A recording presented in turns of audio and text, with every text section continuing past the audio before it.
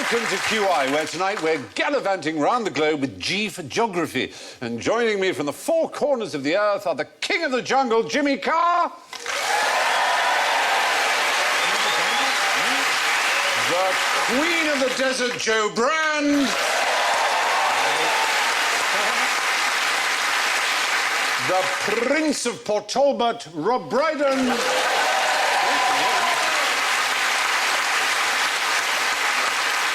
And the man in the moon, Alan Davis.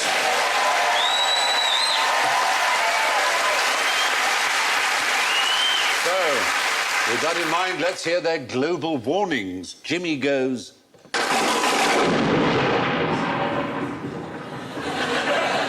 Rob goes... Yes, you do.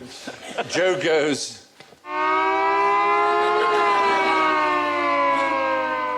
And Alan goes... Forties, Cromarty, Norfolk Sierra, Southwark Sierra, Chingford, Loughton, Woodford Green. Mainly poor, veering strangely. -75, occasionally rock all. Right. Now, tell me, what ruins over 300,000 British car journeys each year? Radio 1. Very good. Very good. 300,000 British car journeys. Is it kids in the back going, "Oh, we're nearly there yet"? And you go, "No, put the hood back on your head."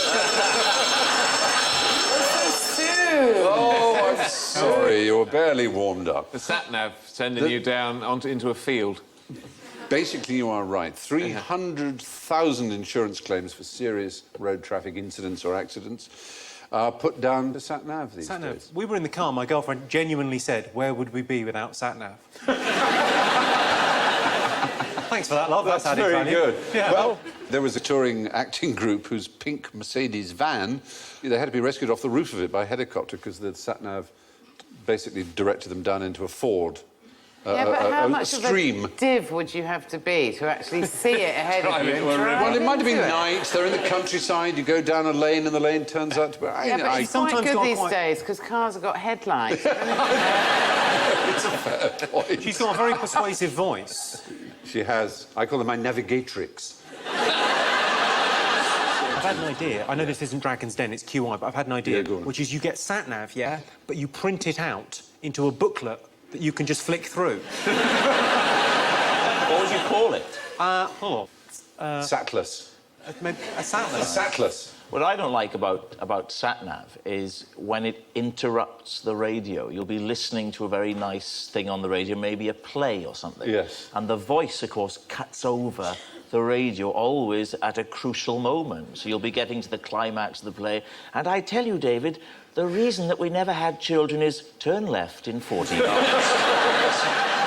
Because you do quite a lot of voiceovers generally. Have you, Yes, I have you do. been asked to do one of the... Because you'd be very good if you did that voice of a little man trapped inside a box. Oh, yes. Do your man who's trapped in a box or your American radio set that Here we you go. swallowed. Ready? Where are you? I don't know where you were.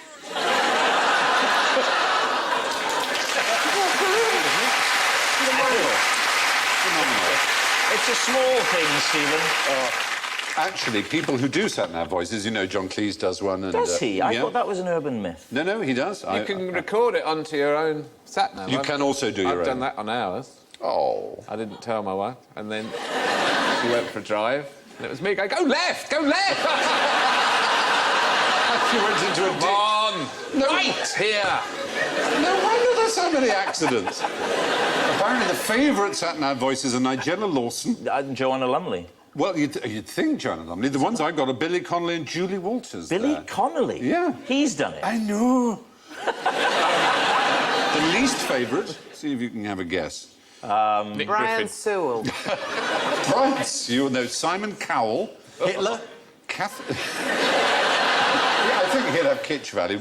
Catherine Tate. Are these impressions of... They're not actually... Simon Cowell hasn't gone into a studio and recorded it, surely. Well, I suppose all he's got to do is Apparently. left, right, straight on, and they fiddle about with it. Yeah, basically, they just might do a work. few. Yeah. And Baroness Thatcher is the... But there's also a Julia... Right. There's a Julian Clary pack, too, apparently, which is advertised as with free Dale Winton voice and alerts. You are passing a wooded area. Hey, Park the car. Well, now. Now then. But yeah, there have been several disasters. Perhaps the most extreme one was a Syrian lorry driver transporting luxury cars from Turkey to Gibraltar, who was diverted to the Grimsby area, 1,600 miles out of his way, because there is a Gibraltar Point off Lincolnshire, South Yorkshire. So he just blindly, not blindly, but he obediently followed it, and was seen trying to drive into the North Sea, and that's when he was stopped. And, of course, a lot of villages' lives are ruined by being cut-throughs. Friends of mine back in Wales, quite a few of them have got a Welsh... So it's not a famous voice, but it's a Welsh sat-nav, which basically goes, you know... In Welsh language? No, just a Welsh attitude, Oh, no. Welsh approach to life, or death. Yeah. Turning coming up now in about 40 yards, get ready for it. Getting a bit closer now, get ready, here it comes. Oh, you plank, you've missed it. Right, do a Huey. Do it. Look, do it. Oh, pull over, attach a hose pipe to the exhaust and just end it all. And that's a very popular one. Well, apparently, driver distraction contributes to a quarter of all accidents, it seems, according to ROSPA, the Royal Society for the Prevention of Accidents. And using a handheld mobile or a sat-nav is about equal, apparently. So, while we're on the subject of directions, who is to the right of Genghis Khan? Yeah. It's just quite frightening. Every taxi driver I've ever met. If it's a dinner party, girl, boy, Mrs. Khan. Mrs. Khan. Well, there were 500 Mrs. Khans. 500? He married 500. Oh, that's a sitcom waiting to be made, He isn't had it? He had so many children that actually they recently did a test of Central Asian males, and they found that 8% of all Central Asian males are related to a common ancestor about 1,000 years ago, which may well be Genghis Khan. So do you think in 1,000 years' time they'll be talking the same way about Russell Brand? It's highly possible. I quite fancy that being one of 500. At least you'd only have to have sex with him every year and a half. That's true, but he might well have chopped your head off afterwards or something. He was rather violent, as you know. And in death, he was violent too, in a weird kind of way. Because what we're talking about is when you say, I literally mean who is on the right... Oh, you mean buried alongside him? Yeah. Is he buried with relatives or with victims or Well, the plunder? thing is, in Mongolian tradition, when a great ruler like that, and there was no great ruler as great as Genghis Khan, obviously, he had to be anonymous. No one could know. So this gave them a real problem. According to Marco Polo, 20,000 people were killed to keep his burial place secret. All the slaves who excavated the grave were killed by soldiers, and then all the soldiers who killed the slaves were killed. That's how bad it was, until they suddenly realised they were in danger of killing everybody who knew where the grave was. So what they did, and this is really peculiar, they realised, right, camels have got long memories, okay? So this is really unpleasant. A suckling baby camel, they killed in front of its mother by the grave where they were going to bury Genghis Khan, right? And then they took the mother away. And they buried the baby camel next to Genghis Khan. So that's who's to the right of Genghis Khan. And every year... Oh, I was going to guess that. Every year, the camel would remember exactly where the grave was, because it knew exactly where its little baby was. It's very sad. That's a lovely story. Thanks for Yeah, that. but then the camel I might tell my died. daughters that tonight. Get them off to sleep. Here you go, I've got a lovely story about a camel. Then the camel died. And the camel died. And then no one knew where he was buried. So that was unfortunate. Tell me about Mongols, though. The Mongol hordes. Mongol hordes, yeah. 2 million people the Mongol hordes amounted to, but they managed to kill an estimated 50 million of their enemy. Staggeringly savage. And what gave them the advantage, principally? They had lasers. They did have weapons. Photon They had torpedoes. weapons that were ahead of the time. They did. didn't They had bows that were short. They weren't huge longbows. They were short. Could carry them in the saddle because it was the riding. It was the horses. They introduced horses They were to. bloody good at riding, Brilliant. weren't They would ride for They used to jump days. across. That's right. They wouldn't even go to the loo. I mean, they would go to the loo while jumping from one horse to the other. They stayed in the saddle for day What, after in they'd the air, They keep or- in the air. I mean, if you mistimed that, that's bad luck Yeah. for one of the horses. Would you not Oh, love sorry, to I've see shat that? on this one. Jumping from horse just a horse and doing a little wee. That's a magnificent thing. It is, isn't it? But yeah, it was their horsemanship and their bows and arrows that did it, and just their violence, their desire and or happiness at killing people. But they were a great big empire. They're not so angry anymore. Mongols, no, they seem rather cheerful. I mean, yes. They don't have a reputation now, do they, for hoarding? No, they're lovely people, very charming, very nice. They don't hoard anymore. They've got cash in the attic now. It's all gone. They're very fine. But anyway, Genghis Khan is buried next to a baby camel, which acted like a sort of 13th century sat-nav, guiding people back to his tomb. Now, how did the teacup change the course of Chinese history? Did they used to have tea just in their hands like that? No. They invented it, you might almost say... You're going to have to invent something for this. They invented it so early that it was a disadvantage. It held back the course of Chinese history. When they were building the Great Wall, was everyone going, right, cuppa? Yeah, we'll have a couple. They had to make 5,000 cups of tea and then, well, the day's over. We've got nothing. They did, unlike the Europeans. Is it because is it something to do with metal and ceramics, or is it because they invented it and they didn't therefore invent other things that would have come before it? Yeah, that's the point. In our culture, we came to China much later, which we got from them, hence calling it China. So we have bronze. And we also like wine, which they never drank in China. And wine, the colour is very beautiful, and we developed a technology for containing wine, glass. With glass came lens grinding, came telescopes and microscopes. And through spectacles, intellectuals and scientists had an extra 15 to 20 years of reading an active life, and further, all the way through to the invention of medical science. Flasks, beakers, retorts, because it's chemically neutral glass, doesn't react to anything that's in it, and the Chinese had no glass made in all of China from the 14th century right up to the 19th century. And no mirrors either. And therefore no mirrors. So, in fact, just because they were satisfied with the teacup and didn't bother this incredibly ingenious race who would otherwise have invented so many other things, and did invent so many other things, were the one thing they couldn't do. And electronics used glass for valves and so on. The irony is, a lot of them prefer coffee. Yeah! Go figure. What do they do for a window? They used paper. Paper's rubbish for a window. Card, and you can't see through it. And they had dark houses. I mean, that's another thing. Dark houses. Well, Dark houses, yeah, because they've got any light bulbs either. These people are useless. Well, what about lanterns? And turn a lantern out in the dark. They had Chinese lanterns like that. Paper lanterns, that's the worst invention yet. But They could always let off a few indoor fireworks, though, couldn't they? They had fireworks, yeah. But they invented the plastic tub for keeping rice in. Centuries ago, and those tin foil ones with the cardboard lid. Yes. So they were way ahead in some areas. They clearly were. Anyway, there you are. That's China and glass. The course of Chinese history changed by their preference for tea, which meant they never bothered to develop glass. Now, where would you find the world's driest lake, the world's smallest mountain range, and the world's wettest desert? Are they all in the same place? They are in the same Right, we're same looking country. at America, aren't we? We are in America. You can tell, really, the We're big in giveaway. the Midwest of America. We are in... Oh, start on the left of our triptych. Where's that? Salt Lake Flats. It's apartments? the biggest and driest lake in the world, and it is a salt lake, and it's so flat that it's very useful for something. So useful that it's... The land speed record, Anthony Hopkins, world's fastest Indian. I'm going to break the world speed record. I'm going to do it in this car. Here I go. Look at me now. Look at me go.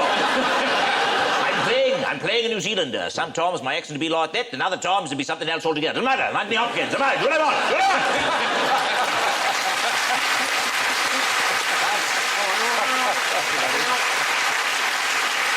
Now, what if he was trapped in a box? Oh,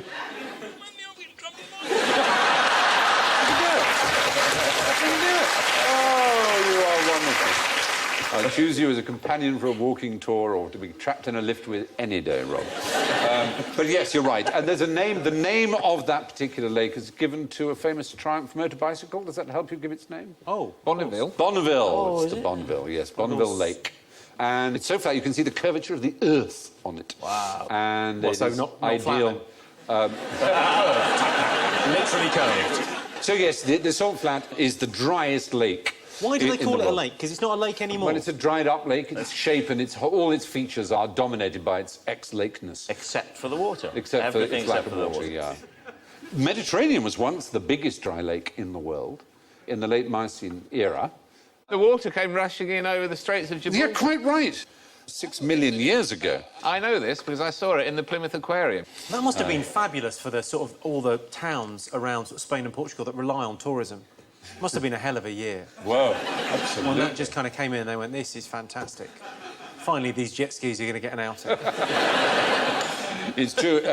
Anyway, yeah, the Rock of Gibraltar, which joined North Africa to Spain, crumbled away, and the water from the Atlantic flooded in, and there you were. There was the Mediterranean Sea. And all the fish in the Mediterranean are descended from Atlantic types. You mentioned the Rock of Gibraltar. People think of monkeys and the Rock of Gibraltar. Yes. Good, excellent Yes. point. Yeah. Is that it? No. No. Right. What else do we know about Barbary apes? Nothing. No, okay. It was it. So the Barbary monkeys, which are called miscalled Barbary apes, but they are actually Barbary monkeys. You're correct right to call them monkeys. Thank you. Smallest mountain range was the midmost of our triptych of photographs. So where's that? That's not far away. Well, isn't that a hill? Incidentally, Bonneville was in which state? Utah. Utah is exactly right, yes. And we're moving a little further to what's the capital of California? State capital of California. No, I know where it is. It's where the university is, isn't it? Isn't it where he goes in the graduate, where he goes in the car? Dustin Hoffman drives there to see Elaine. It's Elaine! Sacramento. Elaine! I'm doing Dustin Hoffman. Elaine! Oh, God, you're trying to seduce me, Mrs. Robinson. I'm sorry, Stephen. Has he had a stroke? So the smallest mountain range. The smallest mountain The Hoffman range. Mountains. We were talking, yes, Sacramento is the Sacramento. state capital of California. How is that not a hill, then? What defines a mountain? That's a good question. But in the US, anything that rises 1,000 feet from base to apex is a mountain. In the UK, the official definition is 600 metres above sea level, a little less than 2,000 feet. In this mountain range, they're 2,117 feet, but it's only something like 10 miles in diameter, the whole range. One thinks of that wonderful British film starring that great British actor Hugh Grant, the Englishman who went up a hill but came down a mountain. Oh, yes, that's right. Yeah. Thank you. And so... Hang on a second, Stephen. I have a feeling. Do you do Hugh Grant? Gosh, so I went up a hill and sort of came down a bloody mountain. Gosh. I had a feeling we might be going there. Very good. Excellent. And moving on, the wettest desert. The North Sea. You see, now you have to stick to the definition Still of a in desert. America. Still in America. So what's the definition of a desert? A desert is a place... Well, there's virtually no rainfall. Is that right? Is that Well, in the there's definition? quite a lot of rainfall here, but there's a moisture deficit. It loses more moisture than it... So it's kind of got a holy floor. Yeah. It qualifies... It's the Sonoran Desert, or the... Oh. In California. The western states of the USA have many mighty unusual features, including the driest lake, the smallest mountain range, and the wettest desert in the world. Now, in 1851, James Wilde installed a 60-foot-high scale model of the Earth in the middle of London, including all the land masses and the seas and the mountains built to scale. What was the best direction to see it from? What about from inside? Yes, is the right answer. Oh, was it made of glass? It was a perfect representation of the Earth from inside. Wow! It was one of the wonders of the age. It was there in Leicester Square between 1851 and 1862. A visitor said, I visited several times. I never met with anyone who wasn't delighted with it or didn't find it most instructive. And I don't know if you can see the details there. The top left there, you can probably see Scandinavia and Britain just at the very top left, about sort of between 10 and 11 o'clock. Oh, yeah. Yeah? What's fascinating about it is that it's obviously you're inside it. So it's like an inverse of how the world really is. Yeah. And yet, one of the odd things about the way maps and projections are is that a globe is an accurate representation of what we think the world is. It's round. But that one, being inside it, is exactly the same. In other words, if you were to take a piece of paper and you were to draw the world and do this and look at the piece of paper on a cylinder, you'd say, OK, right, that's kind of like how it is. But it would look identical if you took the same piece of paper and looked at it when it was concave rather than convex. So what happened to it then? Well, sadly, it came down after 12 years. The lease on the ground was expired, whoever owned Leicester Square. The lease on the ground on which it stood. So high rents So it's now in the the West centre End. of Leicester Square. It sounds like a brilliant thing to build again. Wouldn't it be wonderful? But it's a very successful. It was there to coincide with the Great Exhibition in Hyde Park. But it gave everybody joy and pleasure, as you can see. And they were, as in all those drawings, someone pointing like that. But it's a very fine... Hats. And We'll top wear hats. top hats to go inside the Earth. Wouldn't that be wonderful? Anyway, there it was, a man called Wilde. His great globe in Leicester Square. And it was an enormous triumph. Scale model of the world viewed from the inside. Let's try something simpler. Where did the Arctic Highlanders get their cutlery from? Sheffield, that's where you get your cutlery from. Ah, isn't it? well, the Sheffield.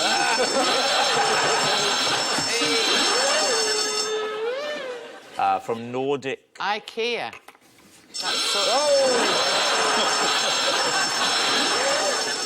So when you say, what was it, northern... Well, that's the clue. Arctic Highlanders was the... Do you mean Eskimos? We now call them Inuit polar Eskimos, yeah. A man called Ross, after whom the Ross Sea is named, he was the first European to encounter. And this particular tribe of Inuits, 200 of them he met. It was an extraordinary meeting. They thought they were the only people on the planet. They didn't know there were any other people in the world. It's very much like that in Essex. It's like that. It's rather touching, though, isn't it? They saw him, they'd never seen anyone else. But they had cutlery. Metal cutlery. Metal cutlery. Where did it come from? Where did it come from? Aliens. Oh, was it... Aliens is not a bad answer. Was it one of the guys that went up there to the North Pole and just left a bunch of stuff and they found a bunch and went... No. This man, Ross, was the first European ever to go up close to the North Pole. I'm talking a long time ago. Look, see? I'm talking 1818, before anyone had been to the North Pole. And they had proper knives and... Pretty proper. They were a mixture of bone and metal. Or was it mail But order? they didn't have the technology... Did they find them? Did they excavate them or something? They didn't have the Did they come across technology them? to smelt metal, to make metal. They had no knowledge about iron ore or anything of the kind. And they thought they were the only people... They thought they were the only people on Earth. So it's a real puzzle. But they had cutlery. It wasn't from a box from Sheffield that had sort of got washed ashore. Not an abandoned Ford Escort. No. It was I would have thought still 1818. It was just... Oh, is it because the North Pole is magnetic and it... and all the cutlery naturally... When you... What about... You know when you lose a spoon, that's where it ends up. Drifting shipwrecks. No. You were closest with aliens. Ah! Was it married? meteorite? Was it on the Meteorites. Joe Brand points there. Hey, Yeah. that's two I've got right. 3 meteorites. They looked like a woman sewing her tent and a dog to them, so that's what they knew them as. But they took flakes from the one that they called the woman, metal flakes, and they attached bits of horn and used them as eating implements, as cutlery. 70 years later, who was the first man to get to the North Pole, supposedly? Was it Michael Palin? It wasn't Michael Palin, no.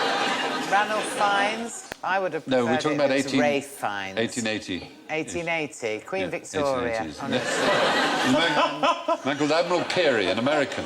Oh, Peary, I've heard of him. Yes, Peary, there he was. He was a rather... It was a Yeti. He was a pretty horrific figure, actually. I mean, he went to these same people and stole their meteorites, basically, which they'd been taking their cutlery off, and take some sold them kids to a as well? museum for $40,000. He took some children, didn't he? Took some children. They took 6, of whom 4 died of TB instantly. And then one of them survived and was brought up by an American couple, was then horrified to discover his parents, his father, as a skeleton in the Natural History Museum in New York, on display, and complained, and Peary refused to do anything about it, but reluctantly gave him enough money to carry home. And it wasn't until 1993 that the remains of those Inuits were sent back to their homeland. Horrific. No, it was so, very... Did he know he was going to go and see his father, or was he just wandering around the museum and went, I know him? Yeah. awful. It is. It's a horrible episode in the exploitation of a native people. All of these things were done, I mean, in the name of sort of science, but also entertainment to a degree. And in the case of Peary, riches and ambition, he was psychotically ambitious. And now most people believe he didn't even get to the North Pole himself, because the story he tells that he would have had to have gone at a speed that no one has subsequently ever gone on Arctic exploration. That's what I looked like before I'd done my bikini line.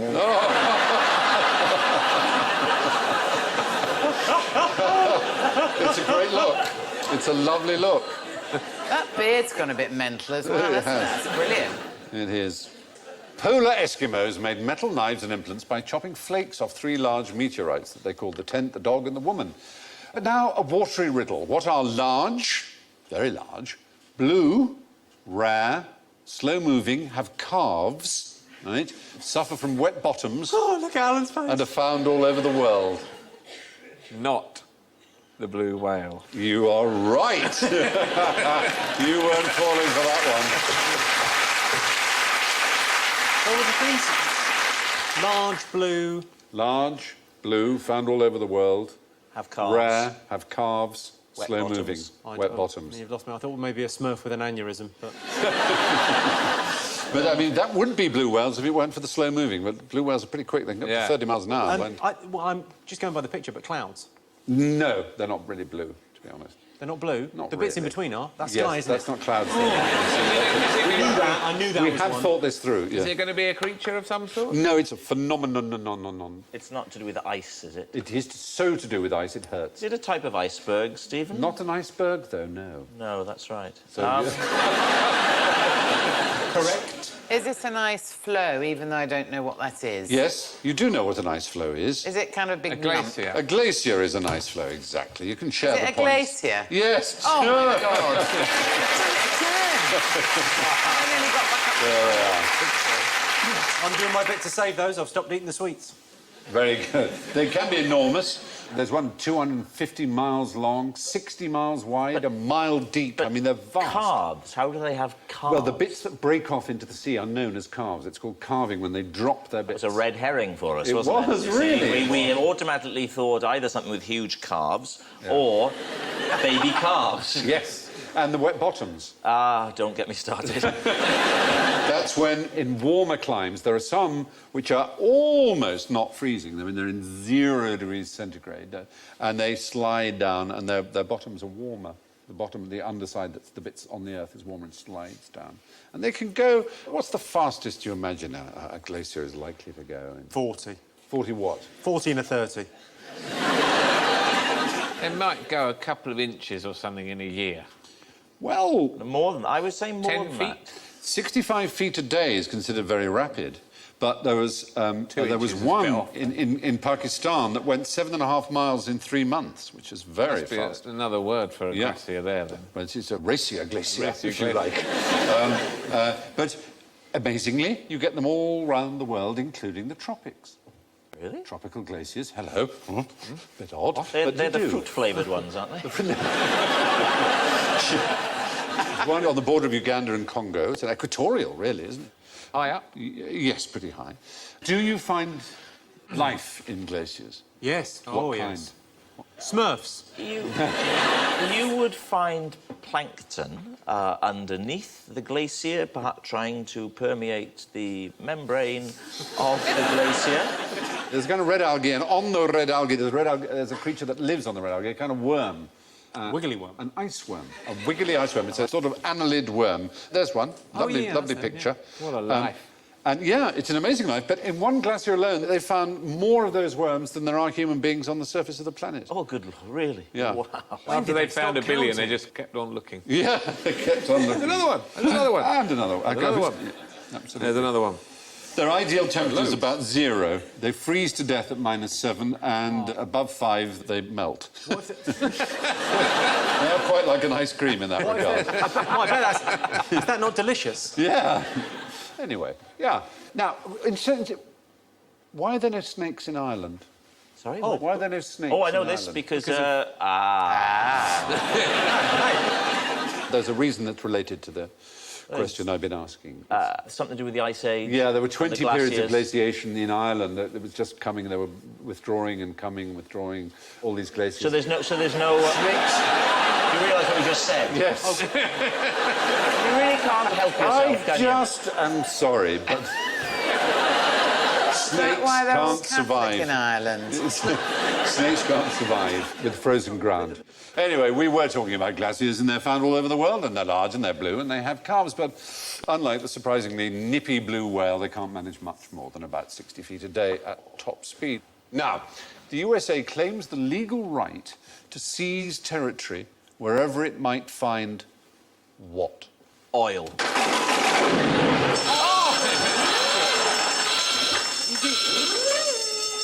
Is it a street without a Starbucks?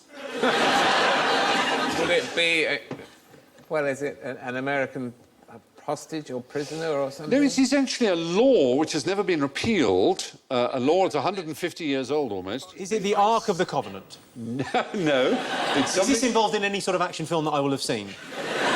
No, that it is involved in the plot of Dr. No. It's how Dr. No dies in the novel, actually. He's covered in this material that if it's found on an island that's unclaimed, any American citizen can raise an American Gold. flag and claim it. It's a kind of gold. It was as valuable almost as gold in the 19th century. Silver. No. Nickel. No, it's not a metal. Tupperware. It's not a metal. Not plastic. Christ. All right. You haven't read Dr. No. Does anyone in the audience know? Guano, they shout, and they are right. Points to the audience. Who are very Guano? Guano. Is that a delicious drink that didn't really take off? No. What's guano? Bird shit, isn't it? Yes. It's the poo Do I get a from point birds for that that? have eaten a lot of anchovies in Peru. What? And it You run out of your mind, man. It was one of the most valuable products in the 19th century. It was a fertilizer that is unbelievably rich in nitrates and potassium and all the things that you need to double, treble, quadruple, quintuple the yields from land. So it was immensely valuable, and it created many, many millionaires and was responsible for 75% of Peru's entire economy. And it was a pretty horrific thing, as you can imagine, to mine, to excavate, open cast mining, because it dries like concrete. Really, really tough. So they used to do pickaxe and dynamite to get it away, and they had huge armies of essentially slaves and Chinese and convicts who would be hacking away at this stuff. Do we still use it now? It's an interesting point. I mean, the anchovy shoals are being used now principally for... Caesar salad. Sadly, if only they were, then they feeding, might survive, but... For feeding fish farms. For feeding fish farms and for feeding chickens and all kinds of things in China. It takes 5 kilograms of anchovies to produce 1 kilogram of salmon meat or farmed fish. See, so fresh. people buy farmed salmon thinking that, oh, this is sustainable, it's good farmed salmon, but instead they're just using up enormous stocks of anchovy.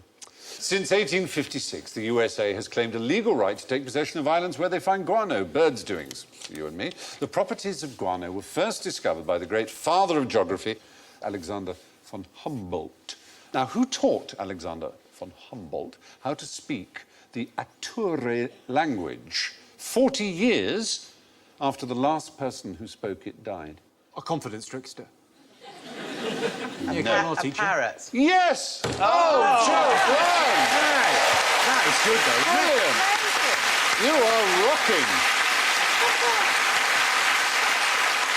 You are absolutely rocking.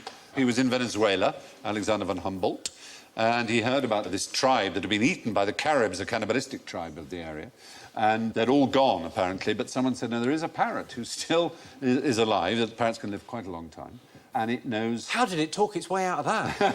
It had 40 words in the language, which von Humboldt wrote down and learned.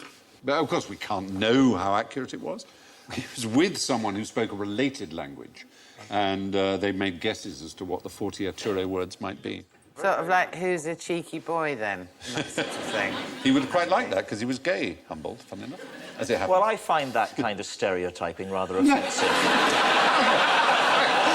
So you're saying that all gay people are like cheeky boys? No, he might have quite liked to say... When are you going to let up with your relentless gay bashing? How many words can a parrot learn, do you know? 182. That's good and specific. There have been some 200. But the odd thing is why they speak at all. Why is it that they do mimic humans? They have that little thing in the back of their throat that I have where they can go... Where were you? But the extraordinary thing is no parrot in the wild has ever been observed mimicking another bird or another animal.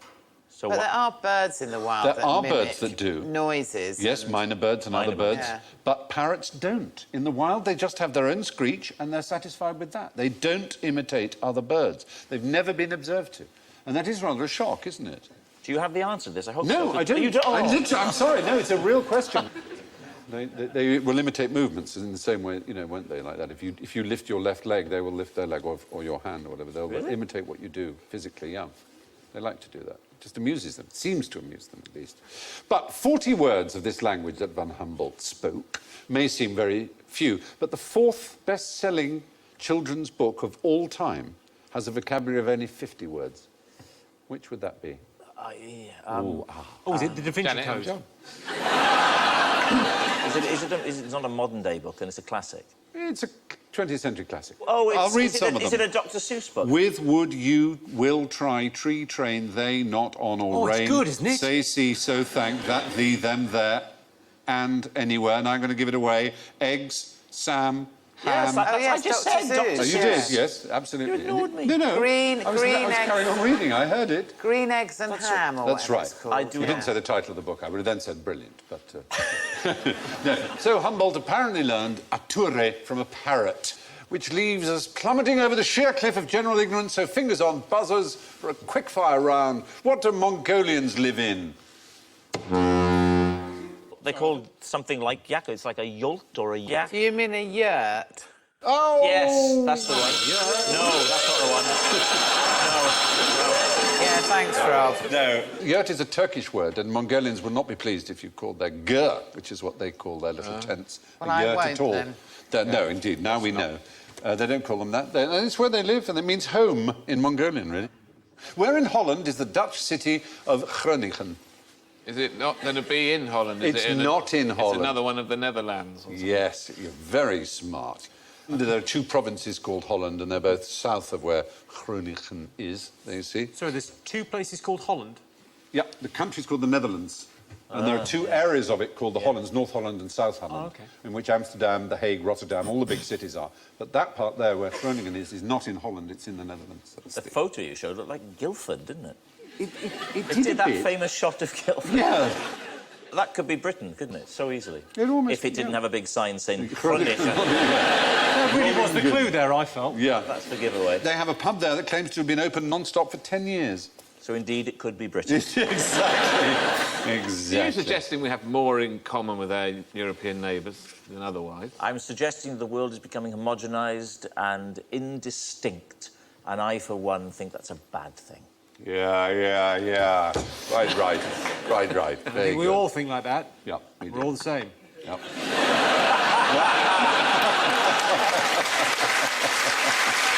There you go.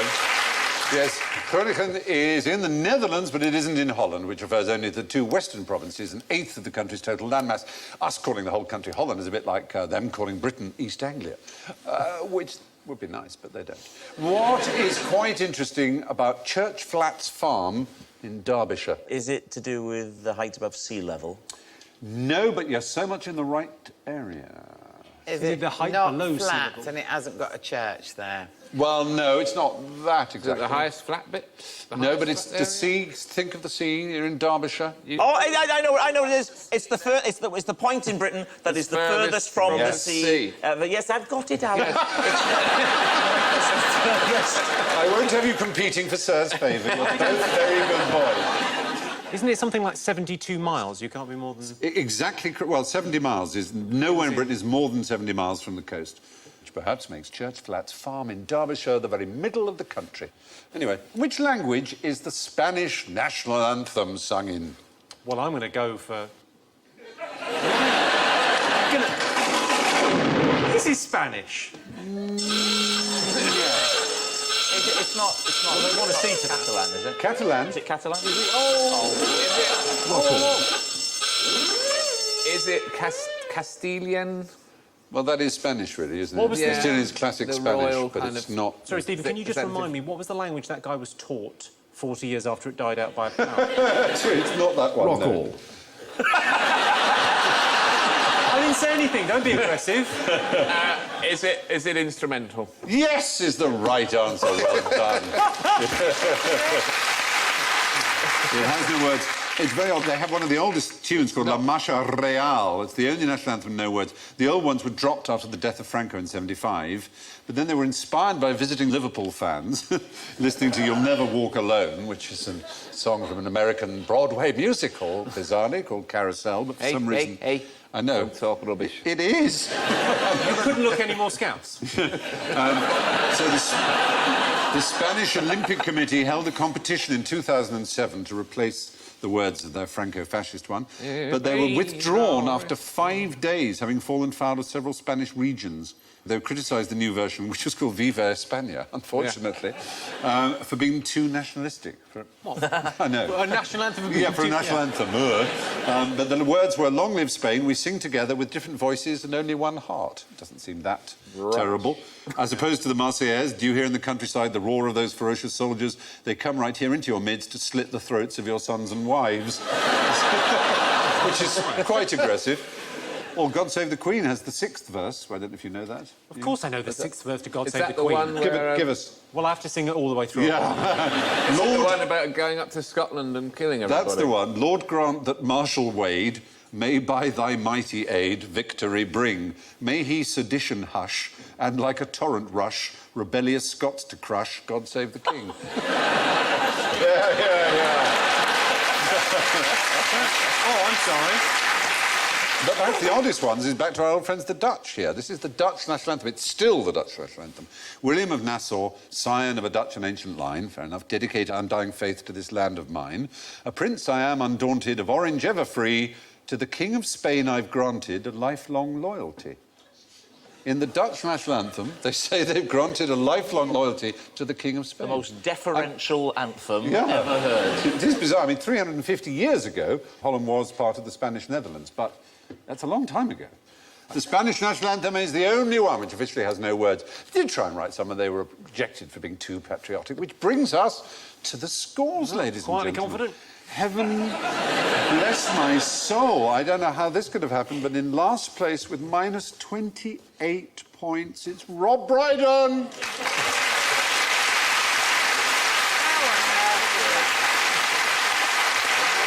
And just behind him with minus 21, Jimmy Carr. So sort of a winner. Sort of the first of the winners.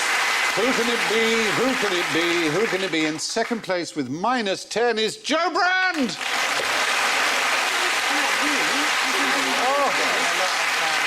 And he breasted the tape at the very last minute with an impressive minus 7, Alan Davies!